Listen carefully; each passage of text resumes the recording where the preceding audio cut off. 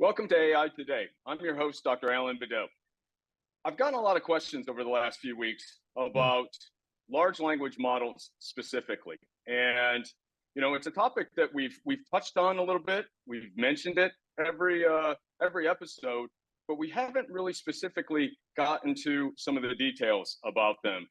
The number of models that are out there, how you choose them, what they can be used for, what kind of data is most appropriate for those models. And so this week, we figured we would just jump right in both feet and really tackle, how these large language models are able to really be leveraged, able to be used, and of course, some of the ethical challenges and HR issues that they can cause. And so this week, I'm welcoming back no stranger to the program, of course, Dr. Jay Lee. Of course, he is a visionary in industrial AI.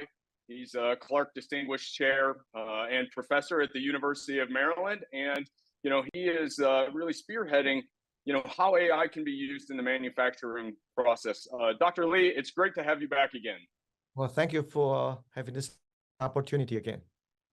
Yeah, and Dr. Lee, we before we got on, we were talking about just large language models in general, and of course the buzz when ChatGPT, OpenAI, whenever they release a new version of their model, or all of the other new versions that are coming out that really have even more capabilities than before, from all the generative capabilities, to now of course video capabilities, analysis, those sort of things, and from a manufacturing process and from a really, an employee process, it's a challenge and it's something that companies are looking at. But, from your experience, Dr. Lee, how are you envisioning these large language models fitting into a manufacturing, ecosphere? Well, let's look at it, right? The AI has been there for a long time, over 5-6 decades, right? The generative AI for the last 5-7 years, and OpenAI came out. This is called the ChatGPT a few years ago, and then everything, right? It go in the sky, skyrocket.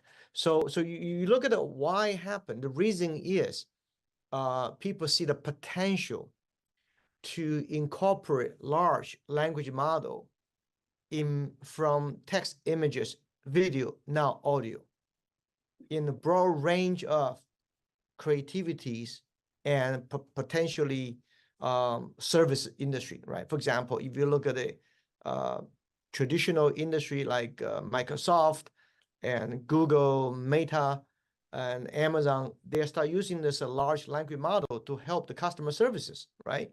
Which is that's the key thing. But in industry, many industry, we're talking about our domain knowledge, not language, right? So we can use, because the large language model is based on open source data.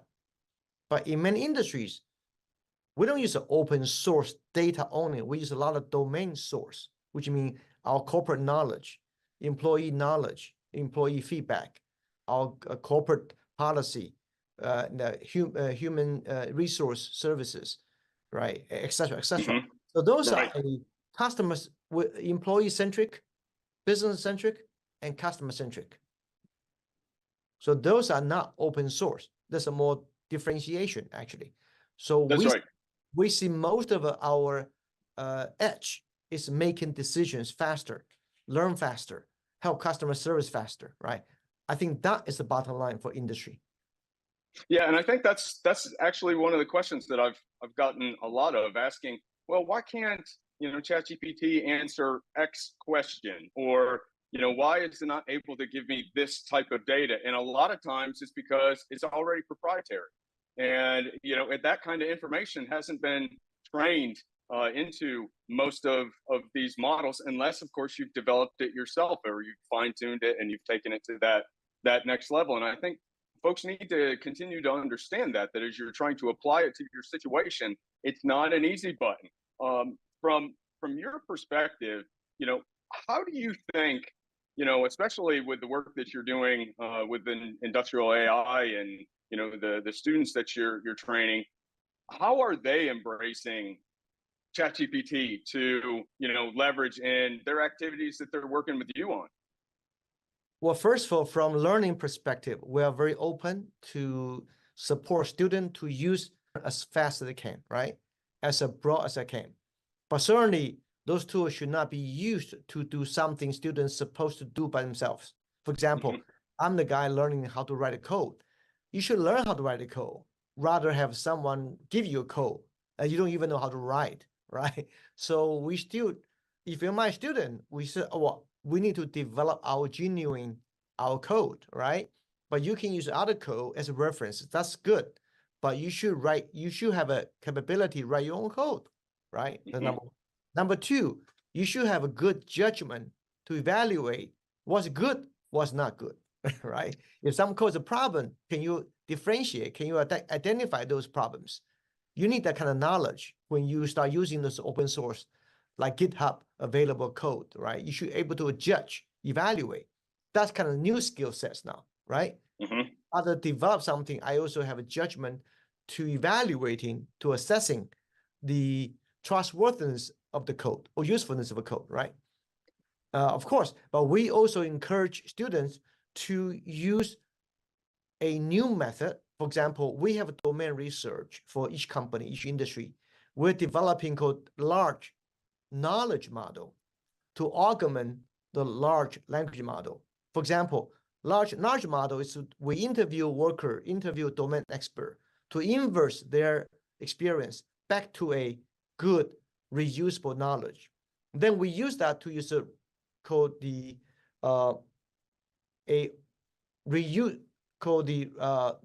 feedback to the user, rather to wait for employee to ask, the user prompt to ask.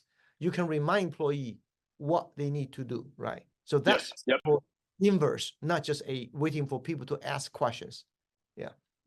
Yeah, and that's really from what I've seen with companies that are deploying, large language models, especially on the service desk. It really is that, that digital twin that really can help accelerate the learning process. You bring on a new employee and, especially when the models are trained on your internal processes, the speed that you can get them actually doing some real work is tremendous. It's at least, 2 times faster than it was before, and probably even more than that. And I think, that's where the biggest benefits are going to be. When you start looking at the manufacturing industry as a whole, you guys have really been leading the way from AI and robotics anyway. Is there a big impact that you've seen or heard on how these large language models are being used in that industry specifically? Well, there are many cases, for example, especially in the design, product design. For example, like I'm designing a new battery. Instead, select each material and then to evaluate, simulate, and testing, experiment, take too long, right? So we can have first, we can identify maybe 20 options first, then using this a potential to weed out those potential maybe 18 options based on the constraint. Could be availability of materials, could be the some of a performance, energy density, etc. Then we can validate quickly. So which means you use that for new material design to accelerate from discovery to deployment. Normally take a long time, right? In shorter time to 10x. Wow, that help us to move on faster, right? Number one. Number two is operations. There's so many unknown knowledge we don't know about it. We need to use those a domain source from a employee, from customers, help us to mine those potential hidden opportunities, right? So those two areas to me are fast growing area, can help either do better design and better decision making and better priority for operations. Yeah. How are you using, are you using one specifically for some of the things that you're working on over the summer? Yes, we are helping the companies to evaluate. For example, they have a lot of testing thing to be done, a lot of product testing. Rather to do one step at a time, we can do virtual testing. So virtual testing means I can make a virtual mistakes, right? I don't have to make a real mistakes. So That's you right. have to make a 5, 6 different virtual mistakes to help me select those most critical design experiments. Then save me time, right? So number one, time reduction is very important. Yeah, time reduction is the most important benefit, I would say, right? Yeah. So if we can make that happen, that's what we're doing right now during the summer, work with a few companies. Okay, that's great. Do you plan on trying to train your own model, create your own large language model, or are you using some of the commercial ones that are available, Well, there are or all of the above? Yeah, there are two different models. One is a domain knowledge model, which we use called the large knowledge model. We have to use structured data, unstructured data from a company, from domain source. Those we have to develop ourselves with industry together. Another thing is you have a open foundation model, like a Llama 2, Llama 3, Copilot. Yep. You can just use them to process a standard foundation model require generative learning, right? So you need two together. We call retrieval augmented generation, RAG, right? So that can use combined together, you can do a good job. Yeah, that's fantastic. Dr. Lee, why don't you tell everybody where they can get a hold of you? Since you have the summer, I know you have so much time to just talk to folks. How can folks get a hold of you They if can they have any Google my questions? name, Jay Lee, and UMD. Also Industrial AI Center called iaicenter.com. Yeah. Yeah, that's great. As always, Dr. Lee, I appreciate you being here. Thank you. Fantastic conversation. Folks, please stick around. We'll be back after a short commercial break. Thank you.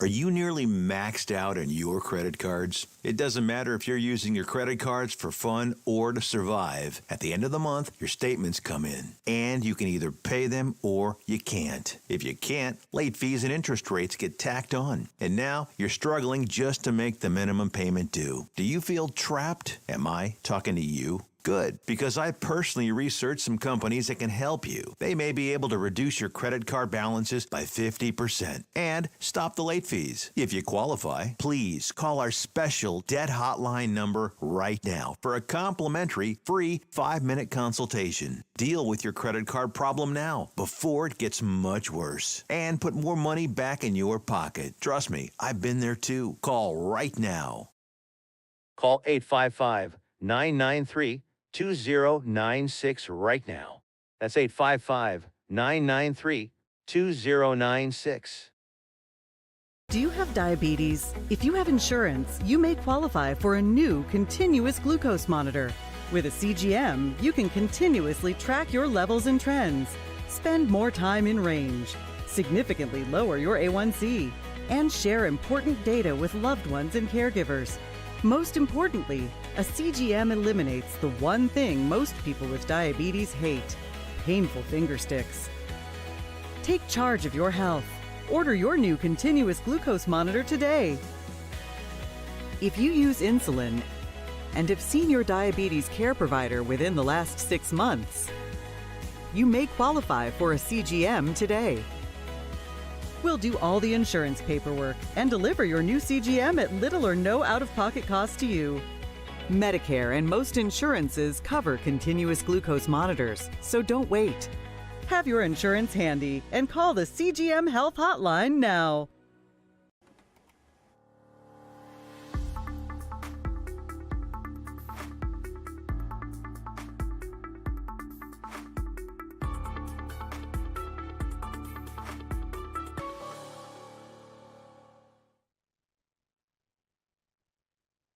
I'm Dr. Alan Bedeau, and welcome back to AI Today.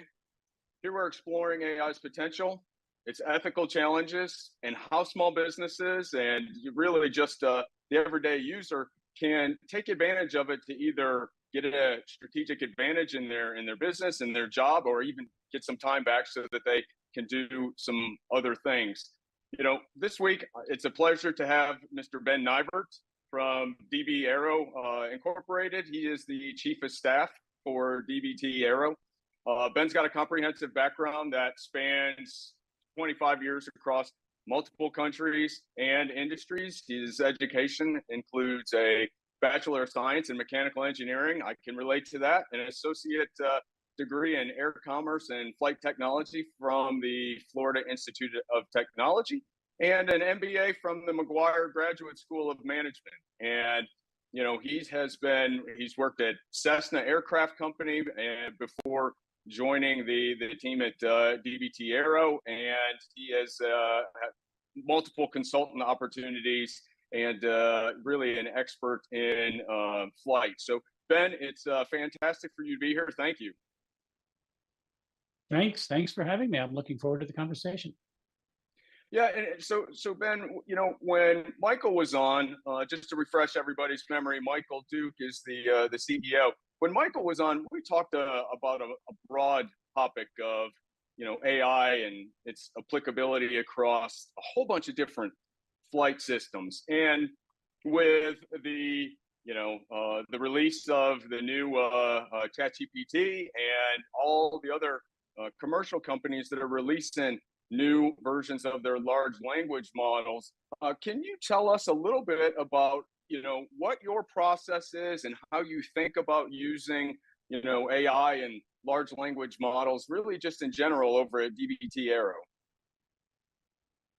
Yeah, well, we see the large language models in three categories. One of them is the idea of augmented. So they're assisting, they're doing things that help the pilot or help the person to better perform a given task. For example, focus on your camera is a great example. You're doing something and the augmented intelligence is supporting you in doing that so that you get a better outcome. And in a lot of cases, the software, the language model, the processor is keeping all the data. So if you don't like the decision that the augmented intelligence made, you can go back and fix it. You can change it back or turn it off. The other level we look at, which is artificial intelligence, which is the kind of general term everybody uses, where you're applying data to a problem. For example, suggestions on how to write something more clearly. So it's doing an analytical approach of something you're already doing. And then you look at generative AI. That's a whole nother game where it's collecting a huge amount of information and looking for an outcome you may never have thought of. You're asking it a very general question, and arguably it's creating something you haven't thought of. And when we look at the decision process and how we're going to use this sort of leverage, there's a lot of different ways to go. And then we have to really consider, and of course, people using AI, to be very careful at considering how you're going to use this model or use this technology to benefit. So when we're talking about in flight and we're talking about augmented or artificial intelligence in flight, we're trying to get an efficient flight. We're trying to control complex systems with a single pilot, where normally, if you think back not too long ago, it took 4 pilots. Yeah. If you were in an airliner, you had a pilot and a co-pilot who were both busy doing things. Then you had an engineering officer to control all the systems. And besides that, you had a navigator that had to be able to shoot the stars in a very limited amount of time to get a position and write it on a piece of paper and pass it to the pilot. You know, so we started out with basic software and programming. And as we move forward, we become very efficient. And all of a sudden, you can tell the plane to fly between 2 points where no nav aids exist at all. And you don't need anybody to shoot the stars to do it. The system knows where it is. It knows how to interpret data across a wide range of inputs and come up with an optimal route that goes from A to B. So these are the sorts of things we're looking at. But in the aircraft, it has to be very secure.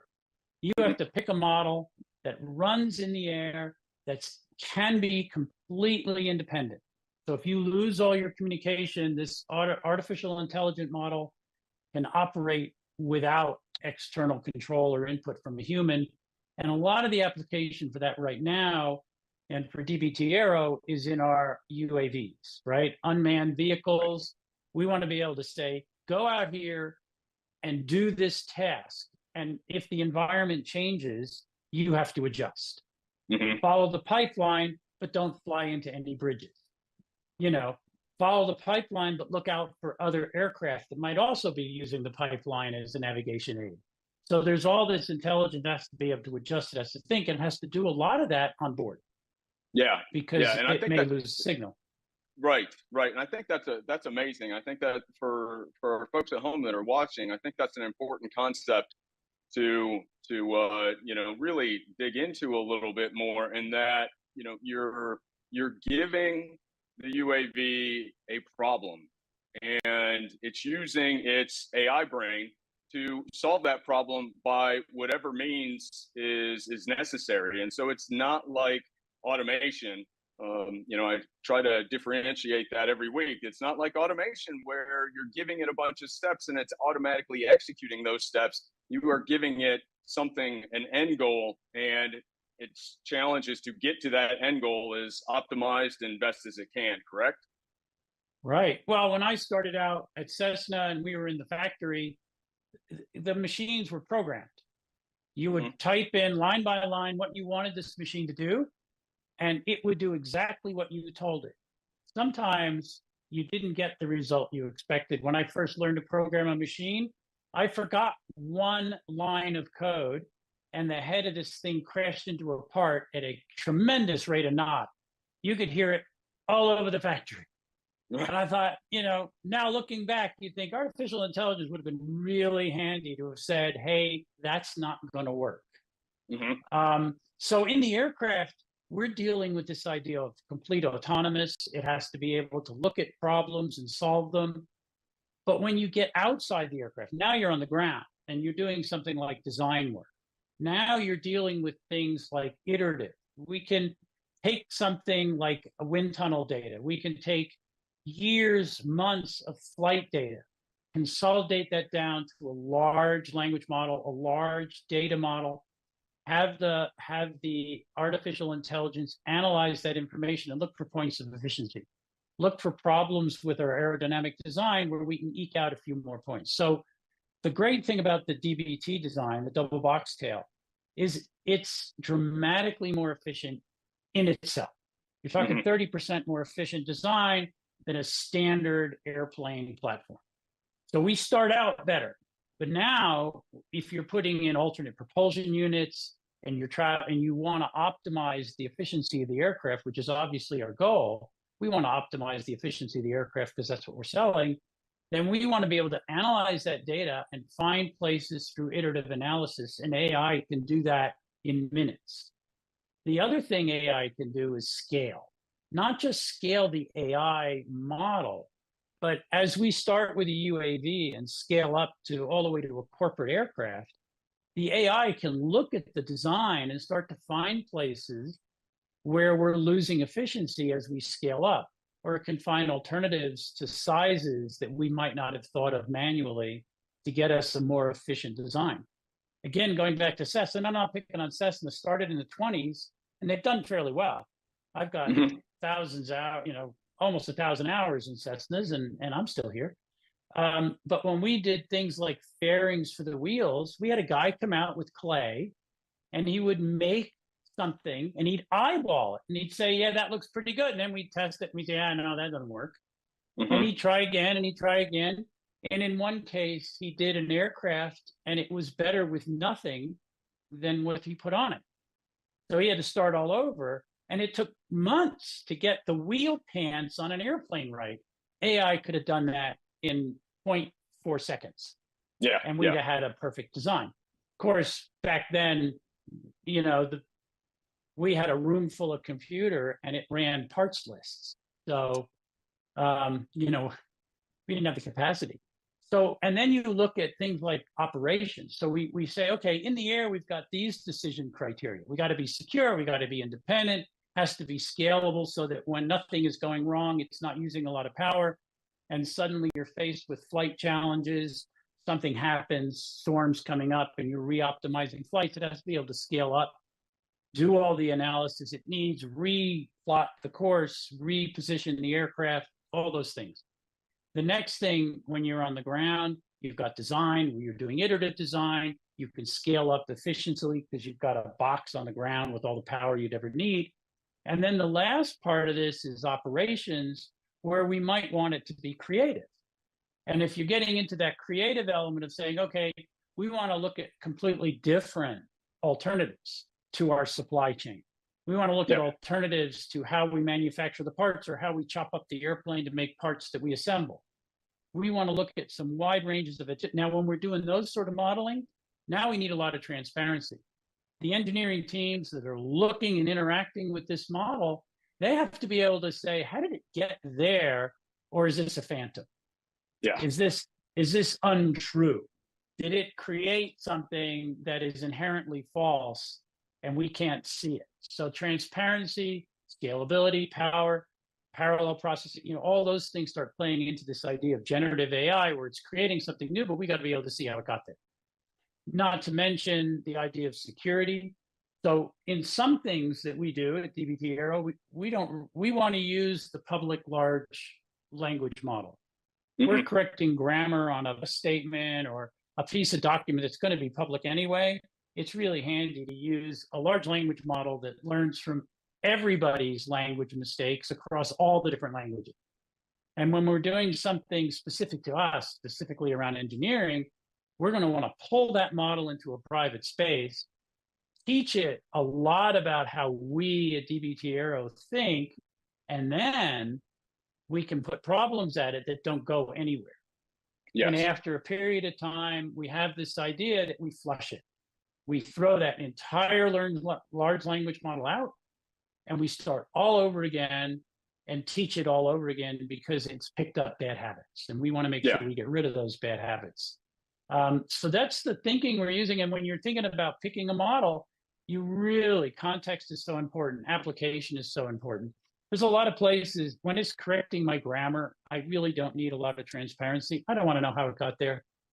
I got a sister who's an expert at grammar and spelling and those sort of things. I don't know how she gets there, but it works out great when she gives me advice. But, but when I'm designing an airplane and I'm doing my stress models or I'm doing alternative designs for my parts manufacturing, I want to know how it got there. I'm modestly curious if I'm going to be sitting in this thing at 20,000 feet, whether or not the analysis was abandoned. So, that's how we're thinking about this. Yeah, and that's fantastic. We are just scratching the surface of how AI can be applied everywhere. And this is one of the more interesting topics. And, I absolutely am enthralled by everything that you all are doing. Ben, why don't you tell the audience where they can find you if they have any other questions? The easiest thing to do is go to our website. We are updating it, and there'll be a place for people to click links and actually say, hey, I'm interested to talk to you. The other thing they can do is they can hit me at ben.nivert@dbt.aero. So it's ben.nivert@dbt.aero. They're more than welcome to send me an email, and I'll be glad to chat with them. And once the website is updated, we'll have a place for them to express interest if they want to be a pilot, they're interested in our UAV product. And if they're just generally interested in following the aircraft, there'll be a place for them to interact, put their name and address. And we are looking at making sure we're in touch with people, because we think as we go forward, we're going to start getting pilots involved in some of the decisions we're going to make a good pilot's aircraft, especially in the general aviation space. Corporate space, enterprise, they tend to look for efficiency, and it's just got to be good for the pilots to fly. It's not as big a deal. Yes. But general aviation, if you expect perfect sense. Yeah, and so we will, definitely have you back. We'll hear more from the great things that you all are doing. Encourage the audience to stay with us. We'll be right back after a short commercial break. Thank you again, Ben. It's fantastic. Thank you, sir.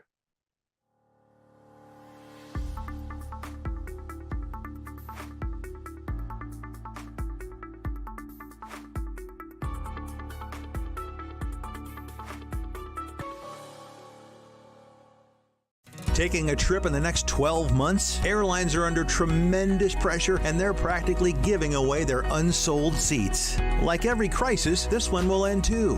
But right now is the best time to take advantage of giveaway ticket prices on their unsold seats. We're not allowed to publish these low fares online. The only way to get these rock bottom giveaway prices is to call. So phone low-cost airlines now for airline ticket prices you may never see again. Do you have diabetes? If you have insurance, you may qualify for a new continuous glucose monitor. With a CGM, you can continuously track your levels and trends, spend more time in range, significantly lower your A1C, and share important data with loved ones and caregivers.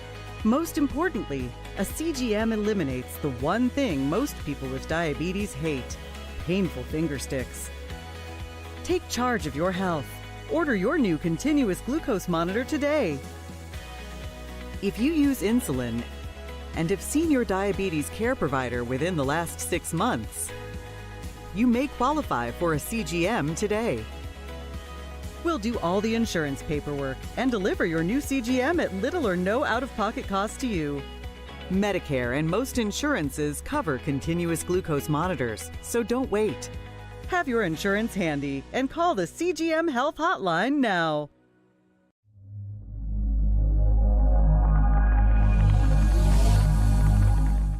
Have you ever had to hire multiple contractors? It is a daunting task that takes a lot of management time and impacts the core business or the company that time you're spent with your loved ones. At Texas Home Property Solutions, you can count on a responsible company that can tackle all your general contractor needs. Electricity, painting, remodeling, plumbing, air conditioning, and roofing. Hire us and forget it. With over 20 years of experience, Texas Home Property Solution will deliver your project on time and within budget, with the high level of quality and integrity, no matter the size or complexity. If you are a company, a government institution, or an individual who needs a general contractor, you need Texas Home Property Solution. Take a decisive step and call us today for a free consultation.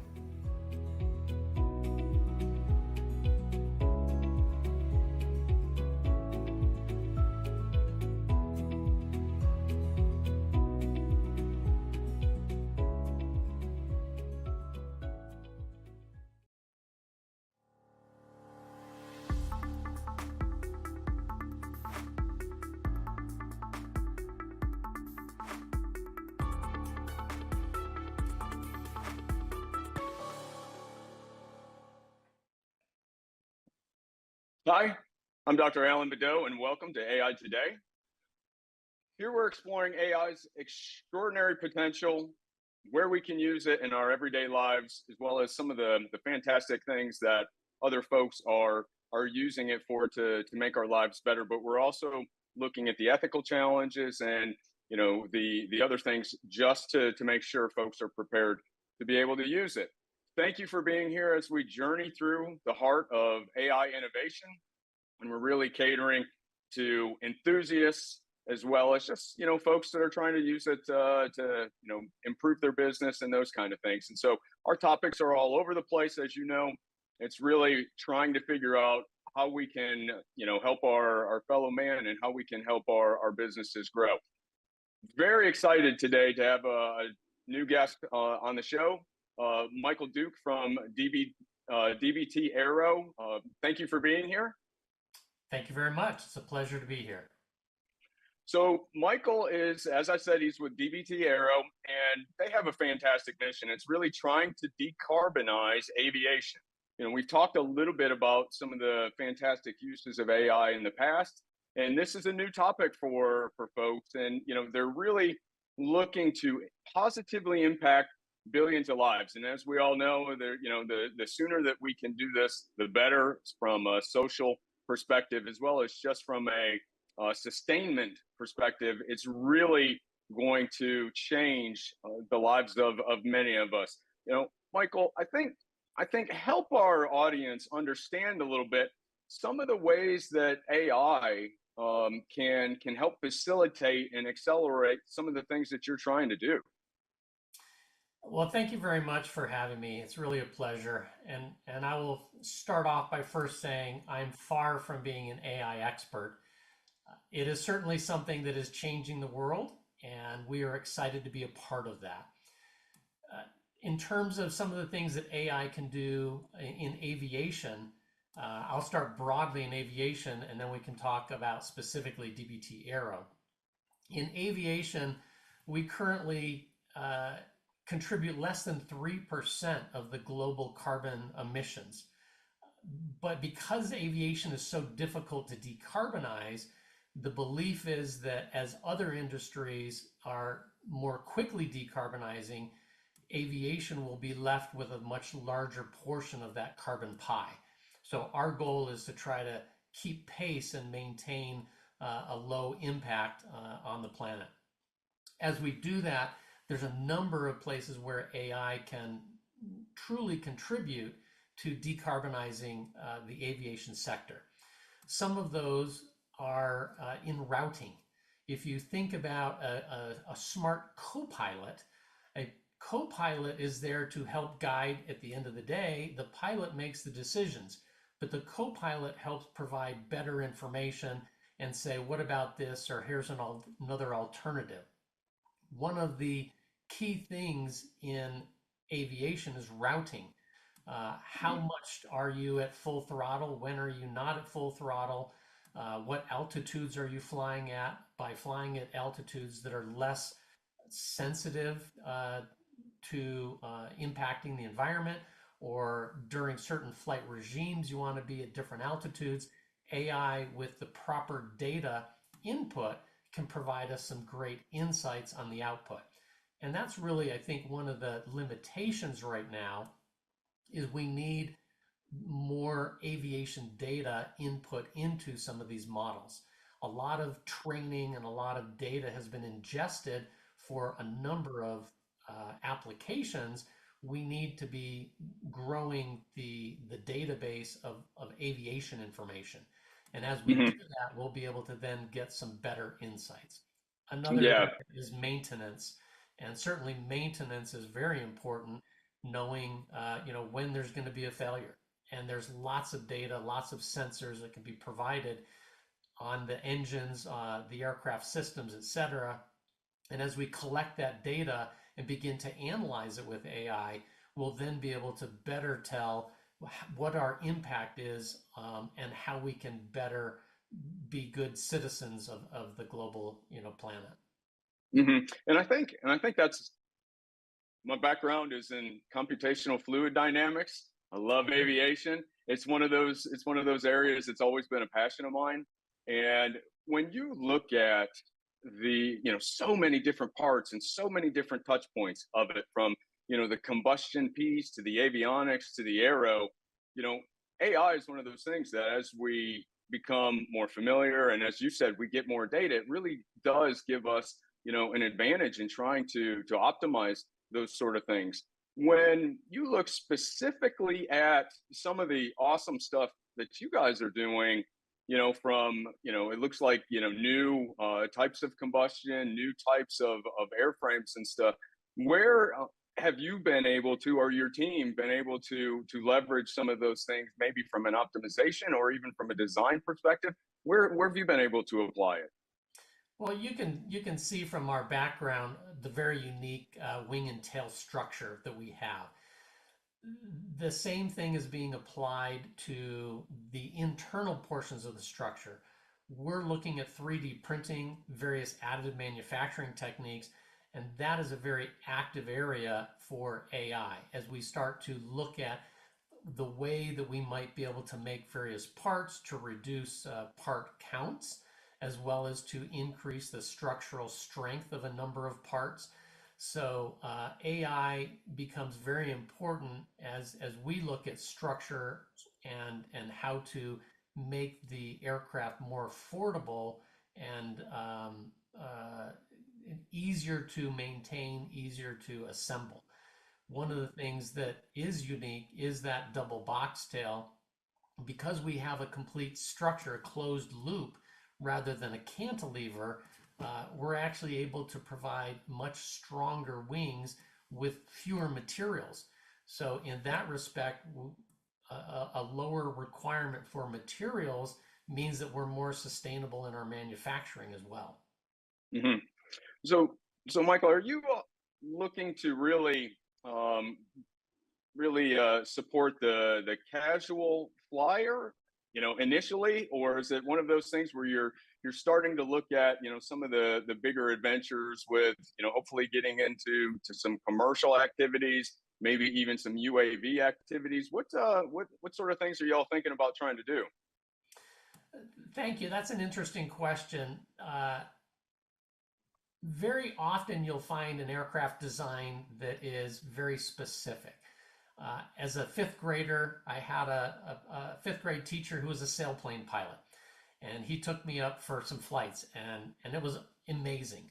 And yet the sailplanes, the gliders, are designed for a very specific mission. One of the things that's unique about this design is that it's fairly flexible and it applies across many different missions and different sizes of aircraft. As a result, we actually are looking at all of those potential options. We're looking at UAVs currently, is likely our very first production commercialized product. For the casual flyer, the general aviation pilot, certainly this is a great opportunity. It saves them, somewhere between 30 and 50% of the fuel that they're currently burning. And again, that would be great and sustainable for the planet. It also scales up for larger passenger airliners, business jets. So this one is, a mock-up of a potential business jet. And it certainly is not supersonic. That's not our technology. And it's not for super, short takeoff and landing, the STOL aircraft. Again, that's not our focus. So it's not a sailplane. So there's different places where different aircraft configurations are more optimized. We are looking at a change in geometry to optimize the bulk of general aviation. Many people are looking at power plants, electric, particularly distributed electric, and that's why we're seeing a plethora of new designs, particularly in the vertical takeoff. We believe that geometry is the next place that people really ought to be looking, and we feel that our geometry is currently the most efficient for the bulk of aircraft that need to fly. Yeah, and that's fantastic. I think everybody in the audience can relate to having to sit right behind the engines, smell the fuel until you finally get up in the air, and those sort of things. And it's not a pleasant experience by any stretch of the imagination. I'm really excited about some of the things that you guys are really, at the spear, really at the tip of the spear on the innovation piece. It's really fantastic. Michael, if folks have any questions, where can they get a hold of you at? Our website is dbt.aero. A lot of people are like, well, is there a .com after that? No, there actually is a separate domain for aerospace companies. So it makes it very simple, dbt.aero. And there's an opportunity from there to sign up for a contact list. We're putting together a distribution, which will allow people to sign up and we can keep people informed. There's also an email where they can reach out and contact the team. That's great. And I do encourage everybody to go out, take a look at their website, sign up for that. It also has some good information on some of the other projects that they're working on, and some of the awards that you guys have recently gotten. We'll talk about more about those in the coming weeks. But Michael, thank you for being here. Very excited for you to be on the show. Everybody stay with us. We'll be right back after a short commercial break.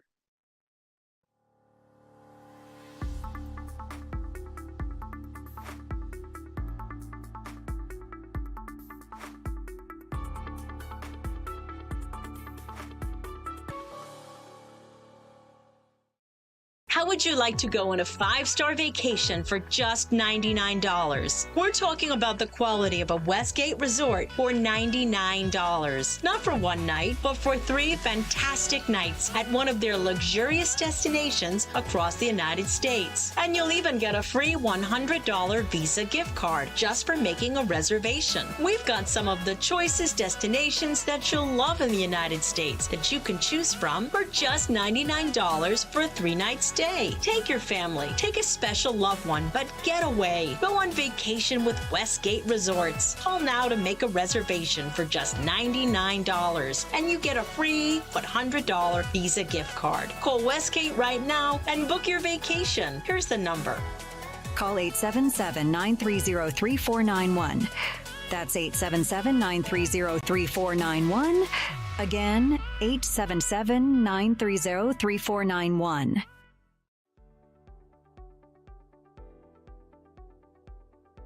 Hi, my name is Michelle Merhar. You may remember me from the morning news.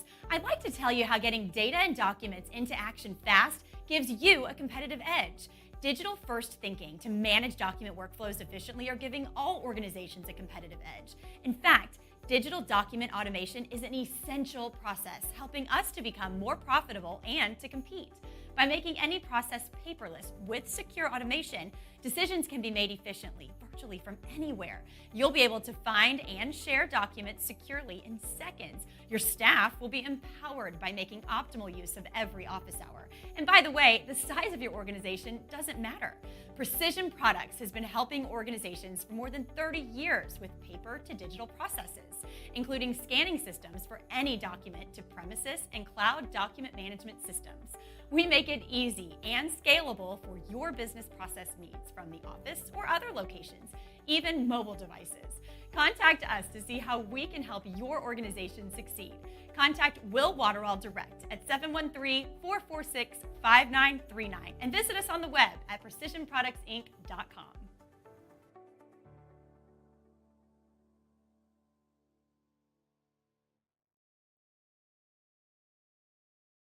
Are you nearly maxed out on your credit cards? It doesn't matter if you're using your credit cards for fun or to survive. At the end of the month, your statements come in, and you can either pay them or you can't. If you can't, late fees and interest rates get tacked on. And now you're struggling just to make the minimum payment due. Do you feel trapped? Am I talking to you? Good, because I personally researched some companies that can help you. They may be able to reduce your credit card balances by 50% and stop the late fees. If you qualify, please call our special debt hotline number right now for a complimentary free 5-minute consultation. Deal with your credit card problem now before it gets much worse and put more money back in your pocket. Trust me, I've been there too. Call right now.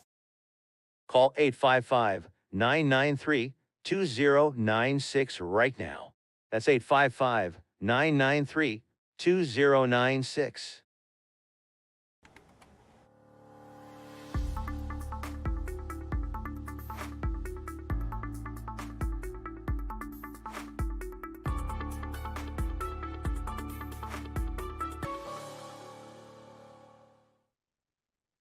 Welcome back to AI Today. I'm your host, Dr. Alan Badeau. Remember, we're exploring some interesting topics on this show. And, this week we're talking about large language models. I've gotten a lot of questions about that. Very excited to dive into it. And we've got a new guest this week, Mr. Evan Chi. He is the founder and CEO of Regenesis. And they are an AI sales and marketing platform that are doing things a little bit different in that they're helping companies try to automate the overall sales cycle. And, Evan's got over 20 years of experience working for a lot of different companies that are, in this space, such as, Oracle and Sony and, Hello Kitty and Bank of America, and really a very broad range of experience. Evan, it is fantastic for you to be here. Thank you. Great to be here, Dr. Allen.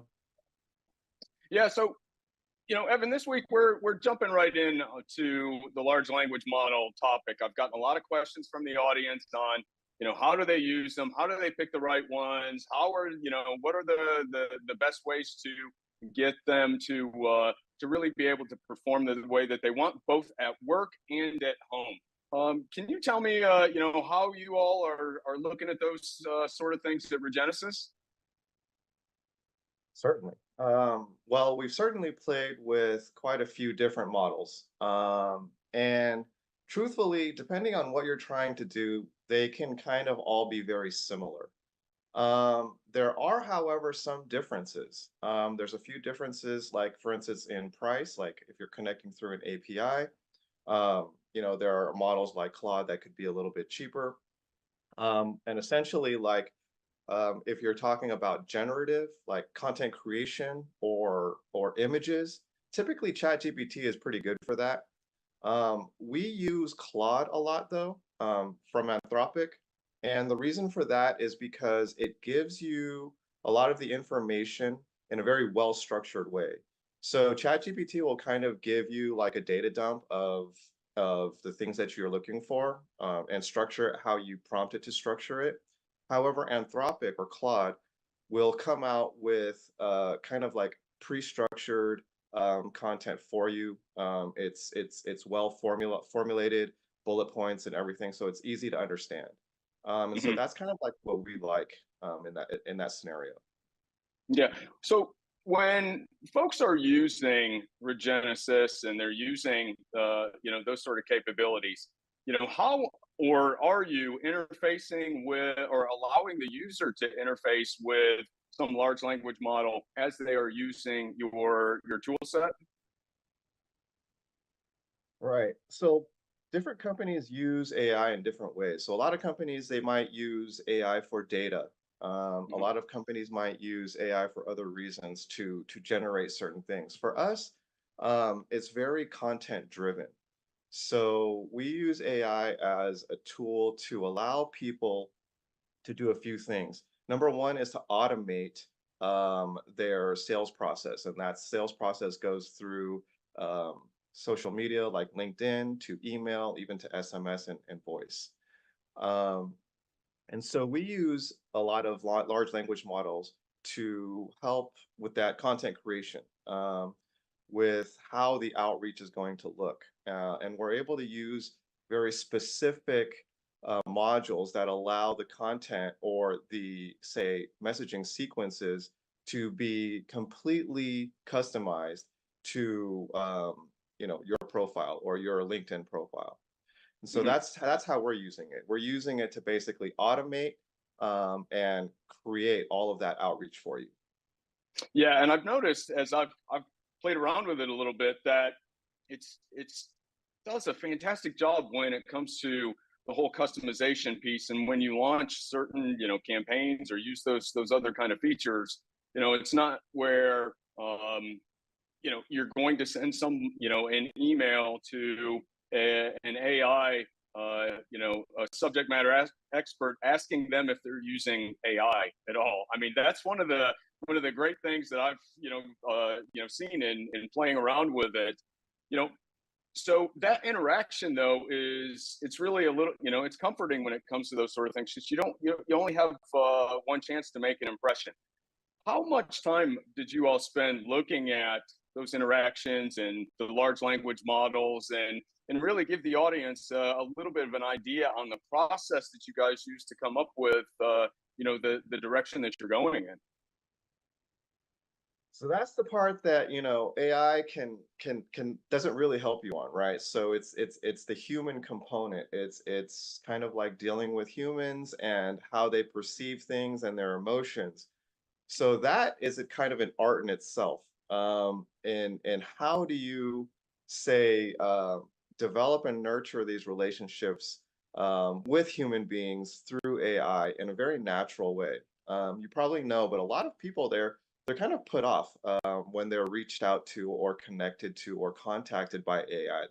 They're just a little bit put off, and that will probably change over time as it becomes more and more normal. But you find that people are very sensitive to this, and so we on the other side must be sensitive as well, right? So we have to come up with, say, very human-like sequences where everything just feels like you're speaking to a human being. And I think that's really the trick. And to be able to nail down that cadence in a way where people are comfortable, really. And that in itself is kind of something that we've had to really get good at, and become really create an art out of. Yeah, I have. I've actually set up Claude so that any email that I get asking me if I'm using AI, I have it just automatically filter it out, just because somebody should have done a little bit of research around that. Just saying. So from a customer base, commercial, you've got a lot of great customers on that side. Is there any market that you're focusing on? With the LinkedIn, really, focus that you guys have around that platform and pulling that data in. Are you looking to do some additional government stuff, or focusing more on the commercial space, or what's your direction you're going to go with that? Well, a lot of say companies, they have a very specific focus, or they have a very specific ICP or some customer that they know is going to be their client. For us, we're kind of in this realm of like personal branding, and then increasing sales, and then using LinkedIn and your email as kind of like primary platforms for that. And then of course adding the automation piece to it. So if you or your company, um, you know, um, are in a space where LinkedIn is important to your endeavors, then this is something that, that's kind of like where we fit in. We don't necessarily address a certain industry, because pretty much all companies need sales, and all Hmm. you know, um, say C-suite, or interesting personalities, they all need personal branding. And LinkedIn is really kind of like the go-to site for that today. I mean, today when you walk into an event, you know, long past are the days where you hand someone a business card, right? Now it's always just connect on LinkedIn and boop, boop, boop, there you go. And so it's really become the go-to connector for professionals in our space. And so that's why for us, it's kind of like a very important starting piece for the personal branding. Hmm. Yeah, and so from that perspective, Evan, how can people, uh, you know, get a demo? What's the most appropriate way for them to be able to reach out to you so that they can try it, play with it, and enjoy it as much as I do? Oh, well, we try to make ourselves available, but definitely through email, definitely like letting us know through LinkedIn. Those are probably the easiest ways to get a hold of us. We're there every single day, most every single moment of every day. So we're pretty easy to find in those regards. Yeah, that's great. So you personally, though, I love giving out contact information to the audience so they can reach out to you for specific questions. You're going to be back on, most definitely as we move forward, and hopefully maybe we'll even be able to get a demo, show the audience how they can use it later on. But what's the easiest way for folks to get a hold of you specifically? Definitely shoot me an email, evan@regenesis.io. Happy to hear from you. That's great. Evan, I appreciate the time. Thank you very much. Excited what you guys are doing. It's really new, and as you said, building that personal brand and then leveraging that for sales.